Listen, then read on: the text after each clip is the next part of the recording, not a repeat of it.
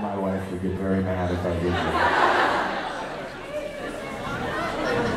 There is someone in Lucifer's universe who is bigger than Lucifer. I'm kidding. Hi. Two questions. Yes? One is about your makeup. The Lucifer makeup. When Lucifer's skin was peeling off? It was very hard, difficult to remove. That wasn't, because they put this this kind of gel stuff on, and it was just gel, so they just let it kind of dry, and then they take a makeup brush, the back end of a makeup brush, and push it open so it looks like sores, and then they paint inside the sores, and that was easy, you just peel it right off. But I've worn makeup before that takes 5 hours to get off.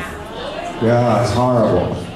Full process, what they call prosthetic, where they take a mold of your face and they make a mask that fits perfectly to your face, and then they take hours and hours to put that on and paint it, and it takes just as long to take it off. It's horrible. Am I boring you? Are you sure? Okay.